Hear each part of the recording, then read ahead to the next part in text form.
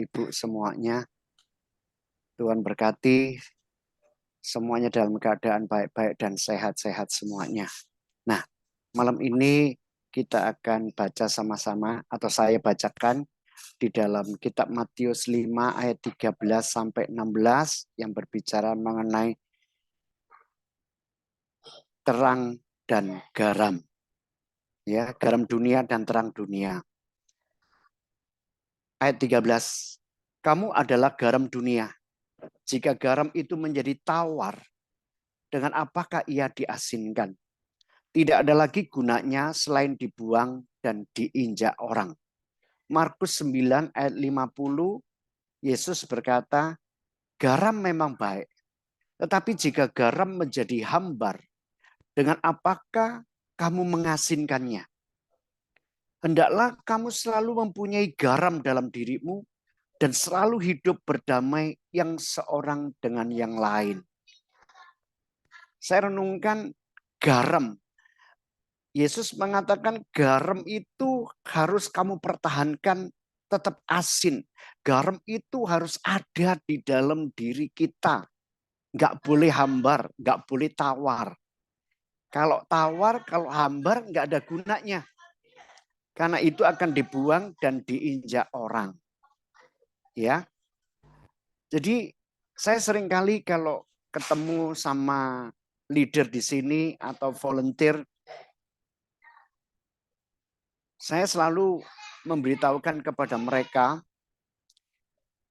kalau ada seseorang yang membutuhkan kita atau kamu, ya, dan kamu bisa, ya, kamu harus tolong. Tetapi kalau orang itu datang kepada kamu, tahu bahwa kamu yang bisa tolong, tapi kamu tidak mau, atau kamu pura-pura, atau kamu enggan, kamu tidak mau, atau kamu menunda, kamu aras-arasan gitu ya kan, sehingga kamu tidak tolong orang itu. Artinya kamu itu tidak ada gunanya di situ. Saya selalu menasihatkan begitu. Jadi kalau saya datang kepada orang minta tolong bahwa orang itu bisa tolong saya, tetapi orang itu tidak mau tolong. Saya anggap orang itu ada di dekat saya, meskipun dia pintar, meskipun dialah yang bisa memberikan solusi jawaban, tapi bagi saya tidak ada gunanya. Garam itu tawar hambar. Meskipun dia ada bersama dengan saya, tapi saya anggap tidak ada. Demikian ayat 14 dikatakan kamu adalah terang dunia. Kota yang terletak di atas gunung tidak mungkin tersembunyi. Yohanes 8 ayat 12. Maka Yesus berkata pula kepada orang banyak, katanya, akulah terang dunia. Barang siapa mengikut aku, ia tidak akan berjalan dalam kegelapan, melainkan ia akan mempunyai terang hidup. Yohanes 9 ayat 5, selama aku di dalam dunia, akulah terang dunia. Yohanes 12 ayat 46, aku telah datang ke dalam dunia sebagai terang, supaya setiap orang yang percaya kepadaku jangan tinggal di dalam kegelapan. 1 Yohanes 1 ayat 5, Allah adalah terang.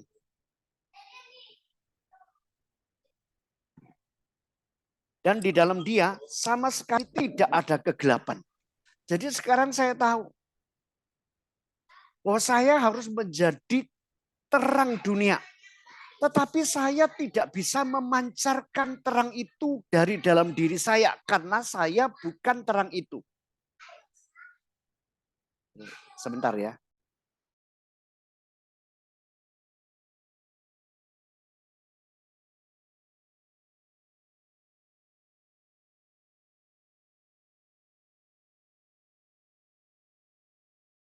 Sorry anak-anak, soalnya ada. Kami malam ini soalnya ada doa bersama toh, jadi keluarga bawa anak-anak, jadi rame. Ya, jadi saya teruskan. Jadi Yesus mengatakan bahwa aku adalah terang dunia. Selama Yesus ada di dunia, ia adalah terang. Jadi Sekarang saya menyadari bahwa di dalam diri saya ini sebetulnya nggak ada terang. Terang sesungguhnya itu adalah Yesus Kristus itu sendiri. Dan bagaimana supaya terangnya itu memancar di dalam diri saya, maka saya harus berjalan bersama dengan dia, saya harus percaya bersama dengan dia, saya harus memiliki komitmen, tinggal melekat, berpegangan, bergantung sepenuhnya, tinggal menjadi satu bersama dengan dia, supaya terangnya itu selalu bercahaya di dalam diri saya. Terang itu untuk orang lain, bukan untuk saya sesungguhnya. Namun terang yang sesungguhnya itu harus memancar di dalam diri saya supaya orang lain melihat terang itu di dalam diri saya. Nah, ada orang yang berkunjung, orang buta berkunjung ke rumah sahabatnya. Sudah lama tidak ketemu, dia ngobrol-ngobrol, malam sudah gelap. Dia harus pulang. Ketika dia pamitan, temannya ingat sesuatu dan menyalakan lampu. Dan memberikannya kepada teman yang buta ini. Ini temanku, jangan lupa bawa lampu ini. Si buta itu tersinggung. Kamu ngeledek ya? Aku buta, aku tidak membutuhkan lampu. Tapi sahabatnya bilang, kamu jangan marah dulu. Lampu ini memang bukan untuk kamu. Tapi lampu ini kamu harus bawa supaya orang lain itu melihat kamu itu loh. Supaya lampu ini menerangi orang lain dan orang lain itu melihat kamu dan orang lain itu tidak menabrak kamu. Jadi sesungguhnya terang itu untuk orang lain. Supaya orang lain itu melihat terang itu dan tidak nabrak. Nah, apa yang dimaksudkan dengan terang itu sesungguhnya sih dalam praktek sehari-hari. Tadi kalau garam itu ada seseorang yang membutuhkan kita. Kita tahu bahwa kita bisa bantu tetapi kita tidak bantu dia. Meskipun dia minta tolong dan dia berharap kepada saya yang bisa tolong, tapi saya tidak mau tolong. Itu artinya garam di dalam diri saya itu tawar. Saya nggak ada gunanya bagi orang itu. Meskipun saya ada di dekat orang itu bersama dengan orang itu. Demikian juga terang. Yang dimaksudkan terang itu untuk orang lain. Artinya kalau saya melihat ada orang lain yang membutuhkan pertolongan. Dan saya bisa tolong. Namun saya tidak mau mengulurkan tangan saya bagi orang yang membutuhkan itu. Maka terang saya ini tidak ada gunanya.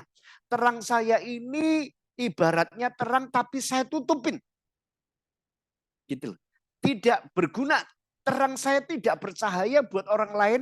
Orang lain itu pun tidak melihat terang itu di dalam diri saya.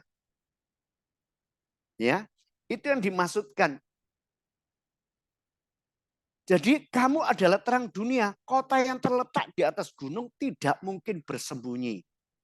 Ya, beberapa tahun yang lalu kalau setiap akhir tahun mau menjelang tahun baru, kami sekeluarga kumpul di Batu Malang. Nah, di Batu itu tinggal di Panderman, Villa Bukit Panderman tinggi. Dari situ kalau malam itu bisa lihat kota-kota yang di gunung, di bukit-bukit itu terang semuanya. Kenapa? Karena ada cahaya, ada lampunya. Dari lampu itu kita melihat sebuah kota, rumah-rumah yang ramai, yang banyak. Maka ketika saya membaca ini, kota yang terletak di atas gunung tidak mungkin tersembunyi. Jadi, kalau terang saya ini tidak bercahaya di dalam diri saya, maka terang saya ini tidak akan bisa menerangi orang lain dan orang lain itu tidak bisa melihat terang di dalam diri saya. Nah, bagaimana saya harus mempertahankan terang? Saya bukan terang itu sendiri. Namun yang terang sesungguhnya adalah Yesus Kristus itu sendiri. Maka saya harus percaya kepada dia. Saya harus berjalan bersama dengan dia. Saya harus komitmen bersama dengan dia. Saya harus tinggal di dalam firman-Nya. Firman-Nya tinggal di dalam aku. Yohanes 15 memberikan perumpamaan tentang pokok anggur yang benar. Dikatakan bahwa Kita ini adalah carang-carangnya, ranting-rantingnya. Dan Yesus Kristus adalah pokok pohonnya. Jadi ranting tidak dapat berbuah jika ia tidak melekat. Jadi ketika dia melekat, ranting itu akan berbuah karena mendapat makanan, mendapat kekuatan, nutrisi dari pokok pohonnya. Demikian juga saya tidak bisa menjadi terang jika saya tidak ada bersama dan tinggal di dalam Yesus Kristus. Dikatakan lagi pula ayat 15, lagi pula orang tidak menyalakan pelita lalu meletakkannya di bawah gantang, melainkan di atas kaki dian sehingga menerangi semua orang di dalam rumah itu. Markus 4 ayat 21, lalu Yesus berkata kepada mereka, orang membawa pelita bukan supaya ditempatkan di bawah gantang atau di bawah tempat tidur, melainkan supaya ditaruh di atas kaki dian. Demikianlah hendaknya terangmu bercahaya di depan orang supaya mereka melihat perbuatanmu yang baik dan memuliakan Bapamu yang di surga.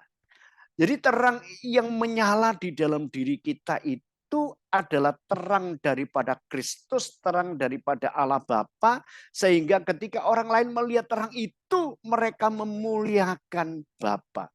Ketika orang lain itu melihat pertolongan, uluran tangan, belas kasihan daripada kita, mereka melihat Kristus terang itu di dalam diri kita, dan mereka bisa memuliakan Tuhan. Jadi terang itu harus kita pertahankan tetap menyala, garam itu harus kita pertahankan tetap asin di dalam diri kita. Bagaimana mempertahankan? Tetap harus melekat di luar daripada Kristus, tidak ada terang. Garam menjadi tawar dan tidak ada kehidupan dan tidak lagi kita bisa berbuah. 1 Yohanes 2 ayat 6, barang siapa mengatakan bahwa ia ada di dalam dia, ia wajib hidup sama seperti Kristus telah hidup. Jadi terang garam itu berbicara mengenai perbuatan kita. Ya, perbuatan kita, karakter kita harus sama seperti Kristus. Perkataan kita, perbuatan kita harus mencerminkan dia. Kalau kita mengatakan bahwa aku mengenal Tuhan, aku mengenal Kristus, maka perbuatan kita wajib, hidup kita harus sama seperti Kristus yang telah hidup. 1 Petrus 2 ayat 12 mengatakan demikian. Milikilah cara hidup yang baik di tengah-tengah bangsa-bangsa bukan Yahudi, supaya apabila mereka memfitnah kamu sebagai orang durjana, mereka dapat melihatnya. Ini saya ketika baca ini saya ingat dulu pelayanan ya, pada waktu di Bogor pelayanan ada satu keluarga muda itu berantem terus itu. Kos-kosan, kos dia tinggal di kos, jadi ada beberapa teman orang-orang kos di sebelahnya kayak perumahan gitu ya kan, tapi tempat untuk kos. Jadi setiap malam itu mereka berantem hampir seminggu itu 3 kali dan selalu berantem itu panggil saya untuk melerai. Namun sebelumnya ini ada jemaat orang leader ya, seorang leader datang kepada saya, dia mengatakan kepada saya, ini dalam konteksnya 1 Petrus 2 ayat 12 ya. Supaya apabila mereka memfitnah kamu sebagai orang durjana, mereka dapat melihatnya. Satu ketika ada orang datang ya, dia ngomong, "Pastor, kamu tahu enggak?" Ya, karena saya melihat pastor ini selalu kunjungin adik saya. Oh, ini orang kaya. Gitu loh. Nah, adiknya ini kena narkoba. Gitu. Istrinya dekat dengan saya, dengan kami pelayanan. Jadi saya doakan adiknya ini. Tapi entah kenapa kok tiba-tiba orang ini datang kepada saya. Kenapa pastor selalu datang kunjungin adik saya? Wah, ini orang terkenal ini, mesti terpandang gitu ya. Pastor tahu enggak? Itu ada suami istri berantem. Pastor tahu enggak? Kemudian ada si ibu ini sakit. Pastor kunjungin enggak? Terus ada lagi yang ini gitu. Ya. Apalagi gitu loh. Saya lupa. Ada 3 hal pokoknya. Dia mengadu kepada saya. Maka saya bilang begini, kok saya bilang mengenai suami istri muda ini, setiap kali berantem, saya selalu ditelepon. Jam 12, jam 1, jam 3. Saya selalu ditelepon, ribut-ribut sampai tetangganya ini marah. Saya harus menenangkan tetangganya semuanya. Jadi seminggu itu 2-3 kali kok. Dia ngomong, loh, pastor tahu? Tahu. Gitu. Oke, terus mengenai yang kok bilang beritahu itu yang mengenai ibu sakit. Kami bersama dengan istri saya dan istri sudah antar dari Bogor ke Jakarta sampai pagi kok, mulai dari malam sampai pagi masuk ke rumah sakit kami yang urus. Oh, pastor sudah antar? Iya kok, saya antar. Terus kemudian ada ibu yang anaknya gak bayar uang sekolah, terus kemudian kontrakan rumahnya kurang. Selalu datang minta tolong. Dan setiap tahun selalu datang ke saya, ke kami. Kami usahakan untuk uang sekolahnya, kami usahakan untuk kontrakannya. Dia langsung diam. Oh, jadi pastor tahu? Ya, itu yang kami lakukan kok. Langsung diam. Jadi saya tidak menyangka bahwa orang yang dekat dengan saya pelayanan tiba-tiba bisa tembak dan minta pertanggungjawaban saya. Wah, untung saya melakukannya. Dan setiap kali kami melakukannya, kami nggak beritahukan ke jemaat semuanya. Tapi orang itu yang tahu bersama dengan tim pelayanan. Kalau ada orang yang mau ikut bersama-sama dengan saya mengunjungin, mereka yang tahu. Tapi bagaimana kesudahannya, kelanjutannya mereka tidak tahu karena cuma sekali 2 kali yang ikut. Tetapi bersama dengan jemaat, selalu setiap kali ada masalah, selalu kami hadir. Nah, dari sini saya melihat, wow, bahaya. Setiap orang mau melihat kelemahan kita. Siap-siap kita harus mempertanggungjawabkan atas perkataan kita, perbuatan kita. Nah, mengenai perkataan sebagai orang Kristen, ini ada, saya baca buku mengenai Mahatma Gandhi. Ya, ini Mahatma Gandhi. Seorang misionaris Stanley Jones bertemu dengan Gandhi dan bertanya, sekalipun Anda sering mengutip kata-kata Kristus, mengapa Anda kelihatannya menolak keras untuk menjadi pengikutnya? Jawab Gandhi, saya tidak pernah menolak Kristus. Saya suka Kristus Anda, tapi saya tidak suka dengan orang Kristen Anda. Jika orang Kristen benar-benar hidup menurut ajaran Kristus, seperti yang ditemukan di dalam Alkitab, maka seluruh India sudah menjadi Kristen hari ini. Ya. Kenapa Gandhi ngomong begitu? Ini ada ceritanya. Di minggu pagi saat Mahatma Gandhi mau melangkah masuk ke gereja, seorang penerima tamu menghalangi langkahnya. Mau kemanakah kamu, hai orang kafir? Tanya seorang pria berkulit putih padanya dengan nada yang angkuh. Gandhi menjawab, saya ingin mengikuti ibadah ini. Penatua gereja itu membentaknya dengan berkata, tidak ada ruang untuk orang kafir di gereja ini. Nyala dari sini atau saya akan minta orang untuk melemparkan kamu keluar. Suatu tindakan keangkuhan dari seorang yang seharusnya mewakili Kristus di dunia, menghentikan pertimbangan seorang Gandhi untuk menjadi Kristen atau pengikut Kristus. Namun dia tidak dapat menyangkal kebenaran ajaran dan juga teladan hidup Kristus. Itulah yang membuatnya mengangkat hal-hal yang baik yang ditemukan di dalam ajaran dan kehidupan Kristus dan menerapkannya sebagai falsafah kehidupannya.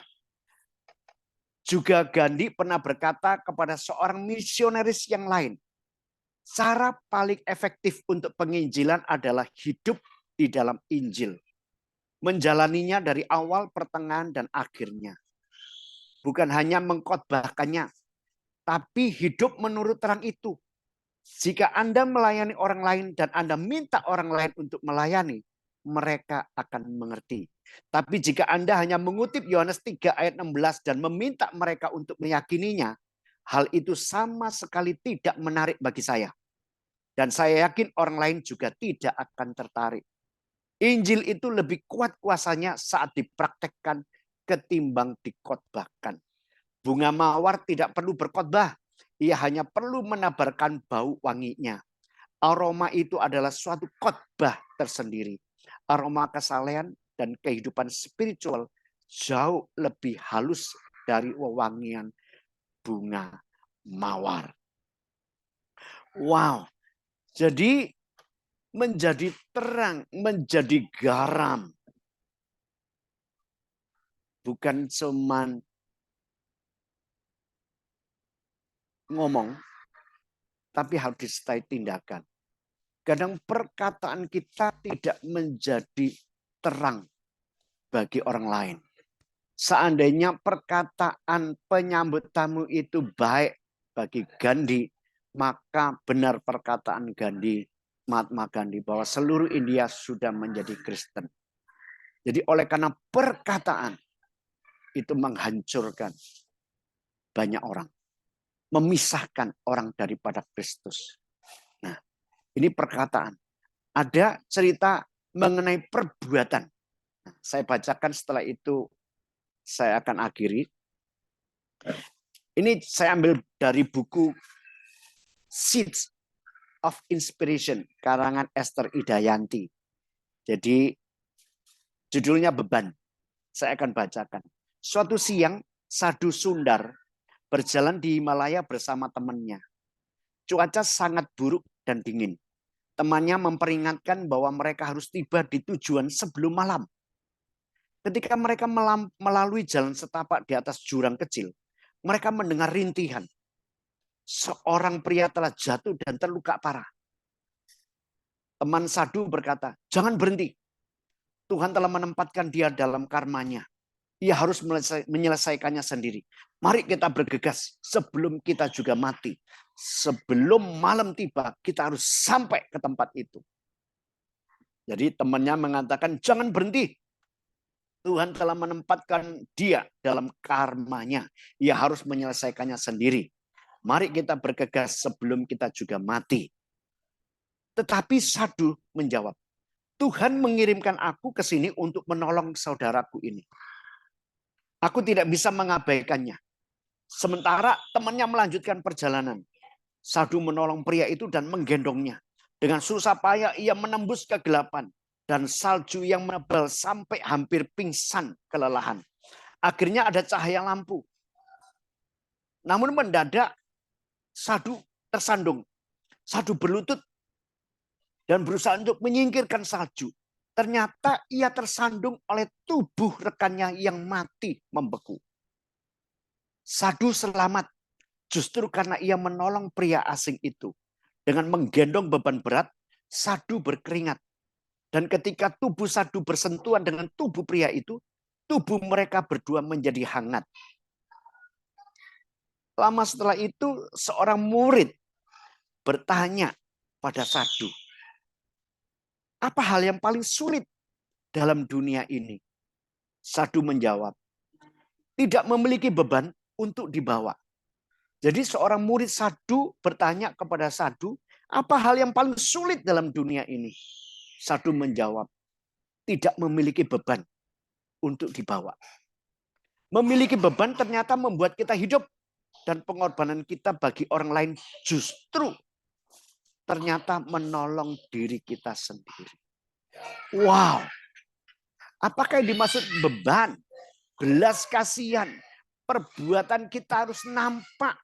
Perbuatan baik yang ditunjukkan kepada orang lain akan kembali kepada kita.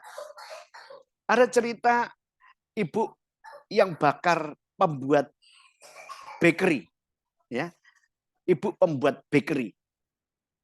Dia kalau selalu bakar buat bakery ini, dia selalu sisakan beberapa potong, beberapa roti, dia taruh di jendela. Nanti orang yang tidak mampu, orang pemulung ambil. Dan ada seorang pengemis yang selalu ngambil roti itu, tetapi tidak berkata terima kasih. Setiap kali dia ngambil, dia mengatakan, perbuatan jahat yang kamu lakukan akan tinggal di dalam dirimu, namun perbuatan baik yang engkau lakukan akan kembali kepadamu. Setiap kali dia ngambil, dia selalu ngomong itu. Ibu ini kaget. Apa maksudnya? Keesokan harinya selalu ibu ini membuat bakery, selalu disisakan. Dan ternyata pengemis ini selalu mengambilnya. Dan selalu berkata itu lagi. Perbuatan jahat yang kamu lakukan akan tinggal di dalam dirimu. Perbuatan baik yang kau lakukan akan kembali kepadamu. Wah, ibu ini jengkel. Tidak terima kasih, tapi selalu ngomongin begitu. Perbuatan jahat yang kamu lakukan akan kembali, akan tinggal tetap di dalam dirimu. Namun perbuatan baik yang kamu lakukan akan kembali kepadamu. Sampai akhirnya ibu ini kesel.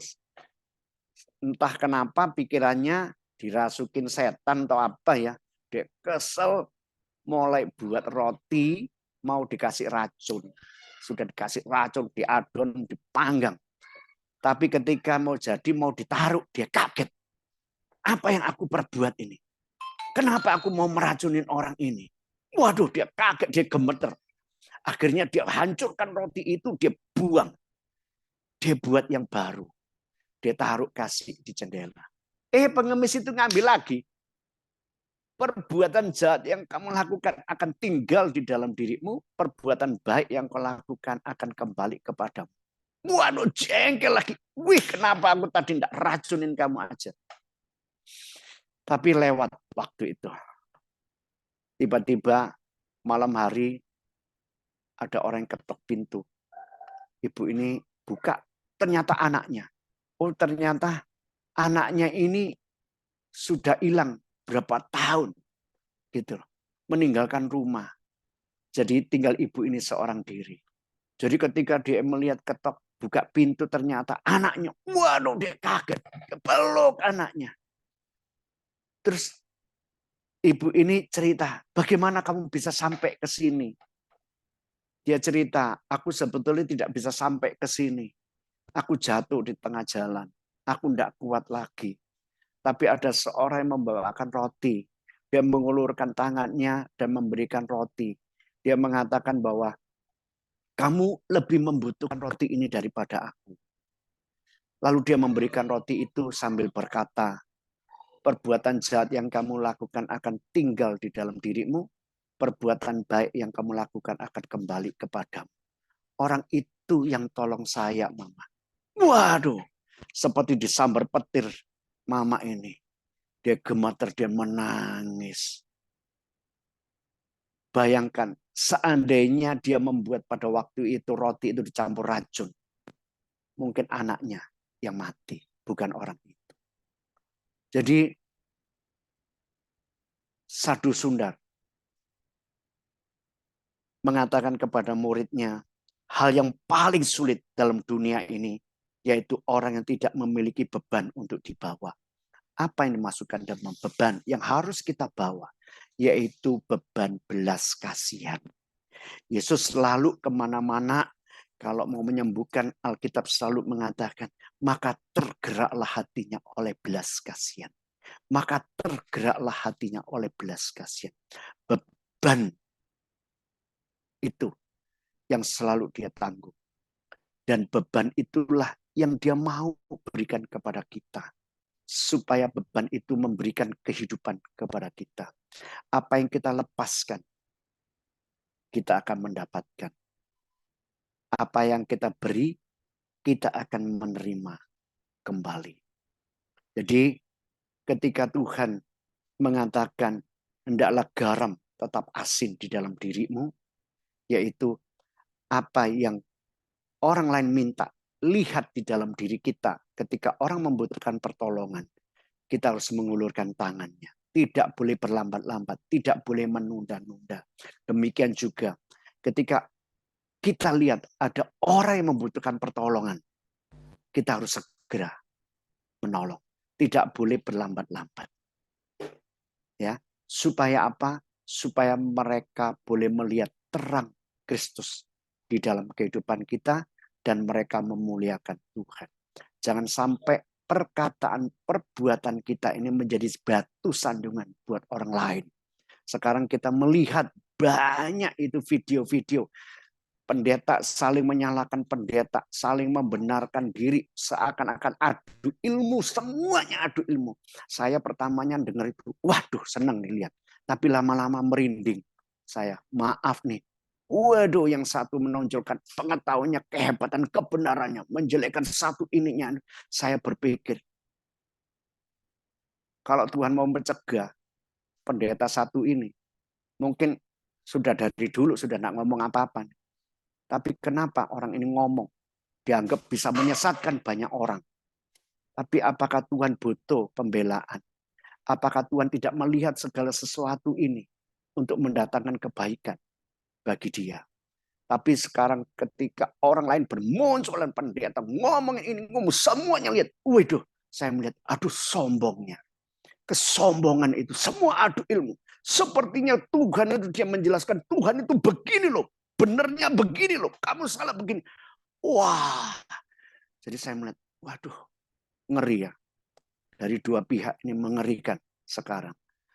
Perkataan kita sepertinya benar, tapi tidak membangun. Perbuatan kita sepertinya baik, tapi ternyata menjadi batu sandungan buat orang. Malam ini, Bapak Ibu yang terkasih, Alkitab mengatakan, Yesus mengatakan, kita ini bukan terang. Kita harus melekat sama Dia. Kalau kita melekat sama Kristus, maka perkataan kita wajib, karakter kita wajib sama seperti Kristus. Karena pohon yang baik harus mengeluarkan buah yang baik. Jika kita buah yang baik, maka buah yang baik itu harus menyatakan dari mana asalnya. Harus dari pohon yang baik. Kenapa? Karena kita tidak bisa memancarkan atau memberi terang, memancarkan terang dari dalam diri kita. Kita tidak bisa menghasilkan buah yang baik dari dalam diri kita kalau kita tidak melekat pada pokok pohon yang benar, yang baik. Tuhan berkati kita semua. Bapak yang baik, jadikan kami ini terang-Mu. Bawa kami untuk melekat terus kepadamu. Jika kami mau mempertahankan garam tetap asin di dalam diri kami, terang bercahaya di dalam diri kami, maka tolong Roh Kudus untuk kami terus percaya kepada Engkau, berjalan bersama dengan Engkau, tinggal di dalam firman-Mu, dan firman-Mu tinggal di dalam diri kami. Supaya terang-Mu tetap ada. Pimpin kami, berjaga-jaga dalam lidah bibir kami, dan juga awasi jalan kami. Karena terang-Mu sebagai pelita dan penuntun bagi kaki kami, bagi jalan kami. Oleh karena itu, Tuhan, setiap hari Engkau memberikan kesempatan buat kami untuk memasuki satu hari di mana Engkau memberkatinya. Kiranya satu hari ini menjadi kesempatan untuk Engkau bisa membentuk kami menjadi segambar dan rupa daripada Engkau. Roh Kudus tolong lembutkan hati kami, supaya kami memiliki teachable spirit. Roh yang mau diajar, roh yang mau belajar. Berikan kerendahan hati kami, supaya kebenaran-Mu boleh masuk, dan kami mau dipimpin oleh Roh-Mu, dan Engkau menyatakan kemuliaan-Mu di dalam diri kami melalui perkataan dan perbuatan.